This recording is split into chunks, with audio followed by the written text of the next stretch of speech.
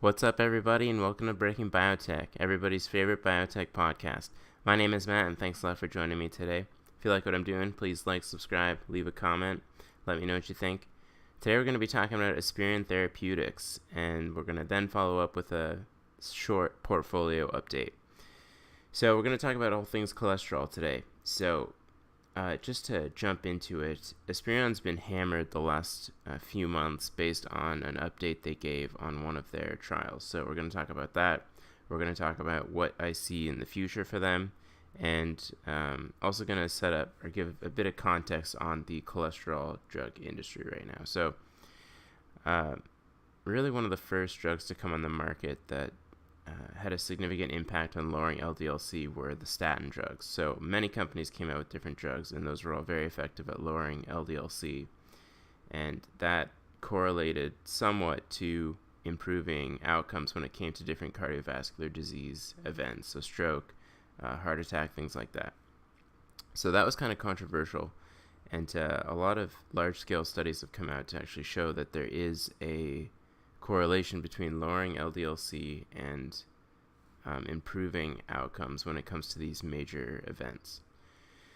So since statins have been such a blockbuster, other companies have been looking for different drugs that can also assist in lowering LDL-c because statins have a bit of a maximum effect, and there's also a large portion of people who can't tolerate statins. So the dose that's recommended for statins is not the maximum dose to achieve the maximum effect, but it's the maximum dose before you start getting some side effects. So there's muscle wasting effects that are associated with statin use, and physicians have to keep that in mind when they're prescribing statins, so to get the best therapeutic effect without too many side effects. So companies have come out with other drugs. There's drug ezetimibe, where it's some antibody that prevents cholesterol uptake, and PCSK9 inhibitors have come out, which is just a different mechanism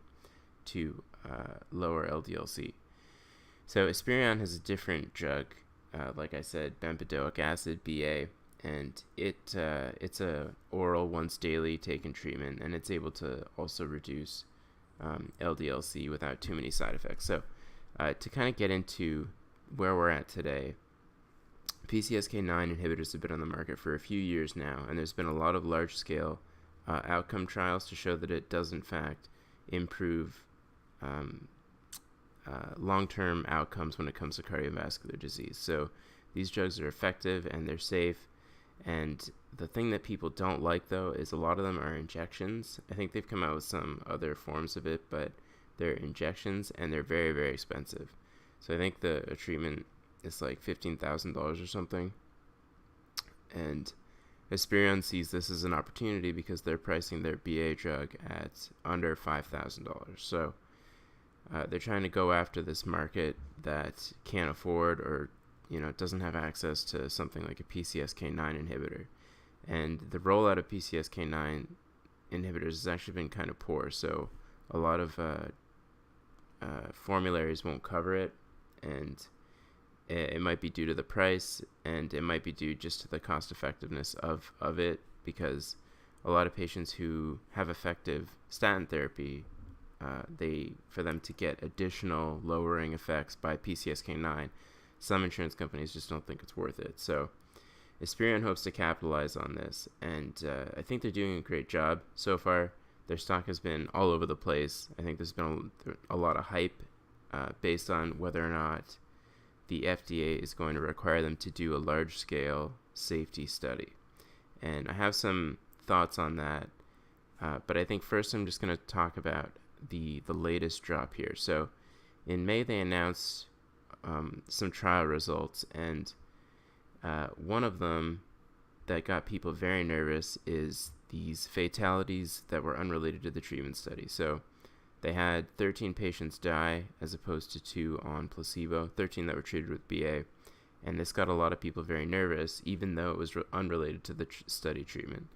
So some people saw this as a very nerve-wracking sign, and I don't know if it's because they didn't provide too much of an explanation, And I think people really want to know if there's a good reason why something like this happens. But something that I think is missed on people are the patients that are in here are not healthy people by any stretch of the imagination. So if we look at I'll have to check the baseline. So people who come in here, like a third of them have diabetes. A lot of them, they're hypercholesterolemic patients. So a lot of them are at significantly higher risk for cardiovascular disease and different cardiovascular events of just happening spontaneously. So to expect that something random like this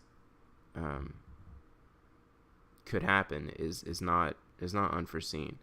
And so I'm attributing this to just randomness, and I don't think that that's too out there. But this is what sent the stock pretty much tumbling from May until now. So it hasn't even really quite recovered. Although you could have got in around 35, it's up to about 49, and I took a small position on Friday because I think this is overblown. But today or yesterday, they actually posted a slideshow from their presentation of these entire results here. So I have that up here, and we'll just go through some of the details. So I think this is the only thing that really made people nervous, but the dangerous part here is even though this might be just due to chance, some people are worried that the FDA is going to require them to do a large-scale cardiovascular outcomes trial, and that's going to take years, and the results from that aren't going to come until like 2022. So if they're not going to be able to get the indication for lowering cardiovascular risk, it's going to keep them from making any money. So I think that's what people are actually concerned about when it comes to some sort of randomness associated with the deaths. But I have a theory, and I have an idea on why I don't think it's going to be too big of a deal. So anyway, if we go through the presentation that was like released yesterday, here's some baseline. So just look at some of this stuff. So see the risk factor, pre-existing cardiovascular disease. Most of them have cardiovascular disease. A third of them have diabetes. Most of them have hypertension. So these aren't necessarily healthy people. And okay, I don't see the BMI, but the BMI is in like the overweight category. So, and the age, so they're in their late 60s. So these people are not. It's not surprising for them to have some sort of cardiovascular event over the course of a study, especially when you're talking about 2,000 randomly selected overweight 66-year-old people. So I think it's a little bit overblown. But if you look at the breakdown, so we'll talk about this in a second, adverse events leading to discontinuation of study drug. So this is significantly increased in the BA study, and interestingly, they say that it wasn't driven by a single system organ class, which if it was due to the drug itself, you would expect it to be related to something specific. So if, for instance, the Intercept drug, OCA, pruritus, which is like an itching thing, that's commonly reported, and it's a leading cause of discontinuation of the study drug. So that you can kind of see in the data that, it's specifically due to some sort of thing that the drug is causing. And if it's all related, if it's all due to one reason, then you can say that it's due to the drug, usually. But if it's a bunch of different organ class or systems, then it's hard to really say whether or not it has anything to do with the BA drug. So if we look at the different organ class that's been affected, it's all over the place. Cardiac disorder, nervous system disorders, some neoplasms. I guess it was slightly increased by BA, but nothing statistically significant. So I think a lot of the side effects don't have anything to do with the drug, and that doesn't really cause me any concern. The only concern is whether or not the FDA is going to require them to do this large-scale CVOT trial. Okay, what else?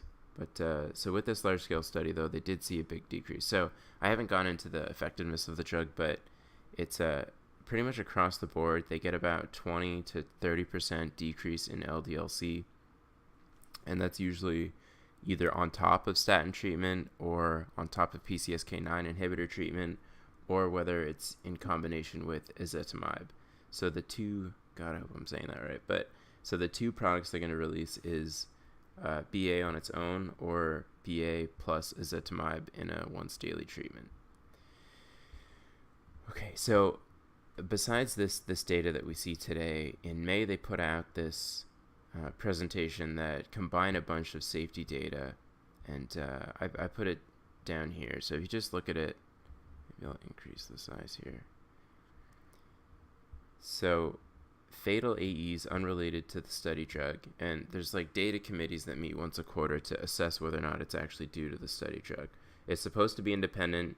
That's kind of, you got to take with a grain of salt to assume that it is or not, but they say apparently it has nothing to do with the study drug, and it was increased in the BA patients. But again, like I said, if you look at the baseline characteristics of these patients, a lot of them are sick, and it's quite possible that it just happens to be in the BA group. But the of all adverse events, there's no difference between the group, 67 versus 66% in the placebo. So I don't see this as being anything to worry about.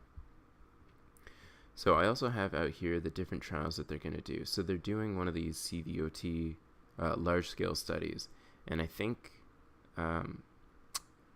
what they're not sure, because the FDA hasn't given very clear guidelines on whether or not you can use LDL-c lowering as a secondary measure of cardiovascular improvement. So for their drug, for the rollout of the drug, they want to get the indication for improving cardiovascular disease. But if they don't do one of these CVOT large-scale trials, they might not get to put that indication, and instead they'll only get to put that it lowers LDL-c. So they're undergoing this trial, and the results aren't going to be out until May in 2022. And it's a ton of patients, and PCSK9 inhibitors had to do this. But, you know, things have changed a little bit in the FDA in the last couple of years with the appointment of Scott Gottlieb. I don't know how you say his name, but if people haven't noticed, he's been relatively friendly when it comes to drug approval. And his whole sort of, I don't know, his shtick is kind of, let's get companies to approve their drugs and continue the data collection, but let's get the drug approved so we can continue to grow companies and let them try. So he's even said that he's in support of secondary measures for drug approval. Yeah, so right here. So basis of surrogate endpoints. So he's sort of in support of surrogate endpoints, and LDL-c is a surrogate endpoint for cardiovascular risk. And a lot of trials that have come out. So I talked about there's this Fourier trial here that looked at 30,000 patients, and then there's another one called Spire. So these are all in the New England Journal of Medicine. I think I got them for free, but there's this huge number of patients that looked at whether or not lowering LDL-c is associated with cardiovascular events, and it was using these PCSK9 inhibitors. So both of them to some extent showed that it does in fact correlate significantly. Now, people at lower risk with an LDL-c of above 70 but below 100 milligram per deciliter are less have a less significant impact when they're treated with a LDL-c lowering drug, which kind of makes sense because they're on the lower risk in general. They don't get as much of an improvement as people at higher risk, but people that have above 100 milligram per deciliter cholesterol see large improvements when it comes to cardiovascular risk. So I think that, with Scott at the helm, he's going to be inclined to at least approve the drug for LDL-c reduction.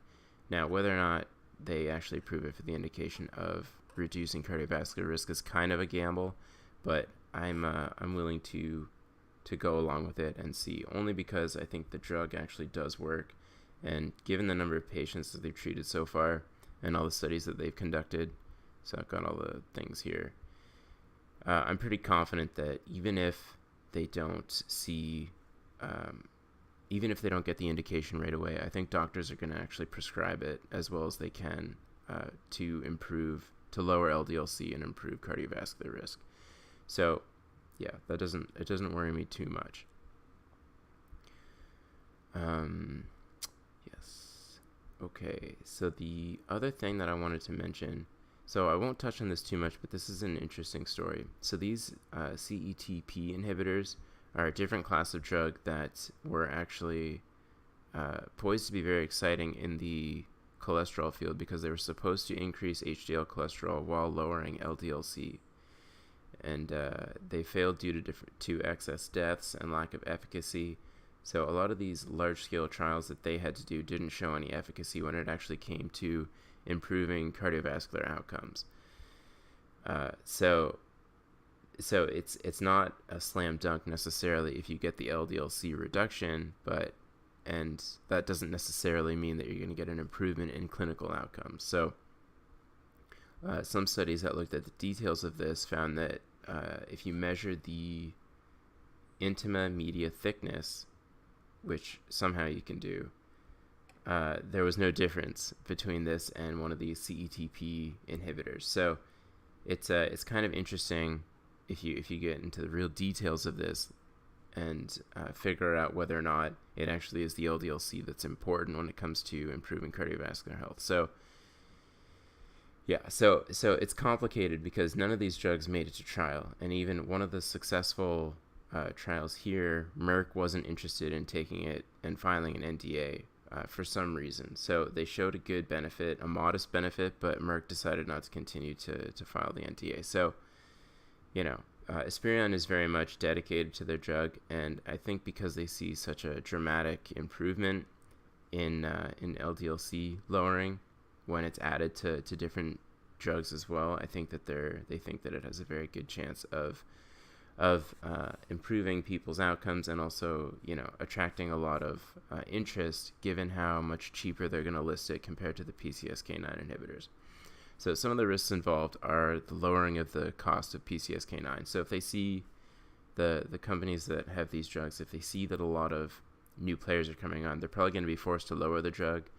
But I think that at the price that Esperion is at right now, I think any news, so the news that came out, the details of the study might actually send the drug higher, but any news from the FDA about whether or not they're going to require them to do the CVOT trial is going to affect the stock. So in their latest presentation, this one, yeah, so they're hoping to file an NDA in the beginning of Q of 2019, and that's going to force the FDA to make a decision on what they're going to allow them to have the indication for. So if you're willing to hold the stock until then to see a really large move, I think you can do that. They're expecting, I think this was, so they're expecting some study results at the end of this year, and anything that's positive in the sense of no adverse event differences will send the stock higher. If they see a large amount of deaths on the BA side, then it'll definitely send the stock lower because it's just going to increase the odds that the FDA is going to require the CVOT trial in order for them to get the indication. So it's a bit of a risk. I'm comfortable holding a small position, and the more we start to learn this information, I might increase that position because I think this could take a large chunk out of the PCSK9 market. And I think their breakdown is kind of interesting the way they did it. So this one in particular. So there's a lot of people who actually can't use statins who need additional LDL-c lowering, which I had no idea that this number of patients existed, but suffice to say, it seems to be there. Okay, so other than that, I think that's everything I wanted to cover. If I'm missing anything on why the stock dropped so much, please let me know, because I'm kind of curious myself. I was surprised that this is the only thing that led to the stock drop, but, let me know in the comments. So other than that, just a quick recap. Oh, and the other thing actually is they have the cash to actually take this. I don't know if they'll be able to completely finish the 2022 trial, so they might have to either raise more money, but they have no debt, and they do have a decent amount of cash for now. So that also makes me think that they're kind of a decent long-term hold. Yeah. Okay, so little portfolio recap. So I sold some Madrigal. They've been bouncing all over the place the last little while. Amine continues to fade. Adamas has been a disaster. So I only have a small position. I only bought 10 shares of Esperion. So I'm going to wait until some of the data comes out before I increase that position, but I do feel pretty good about them. Illumina continues to increase, which is good because I increased my position on them. And Fade hasn't moved much. BMY's increased a little bit, and I think, people are curious on whether or not Opdivo is going to continue to be important when it comes to the PD-1, and so far they're continuing their rollout to be very effective when it comes to that. Bluebird, it is what it is. So my portfolio sadly has dropped below that of XBI, so I need to really crank it up. So I'm hoping my position in Esperion will take me to newer heights. The SPX continues to grind forward, which is nice, and you can see that in the volatility continues to decline. So I don't know what's going to happen with the trade wars or anything like that, or whether or not the Federal Reserve, I think the FOMC minutes came out this week, and it didn't change too much. So they're going to continue to roll out the interest rates increases, which should have an effect on the dollar, which could further cause problems for the European nations that have a lot of debt on their books, because it's going to hurt the euro. So besides geopolitics, I think we should continue to see a slow grind higher and inflows into the American stock market, including the XBI. But that's, the monetary policy can have a big effect on all of this. And if we don't keep that in mind, then it's a risk that we aren't anticipating. So anyway, I want to thank everybody for watching. Let me know what you think. Please let me know if I'm missing anything when it comes to these cardiovascular drugs. It's a fascinating story how all of it came together. But I do think Esperion is buy here, and even if the FDA requires them to do the CVOT, as long as it shows positive results, I think they'll end up on the market eventually, and should lead to a large amount of revenue. So thanks a lot for watching, guys, and see you next time.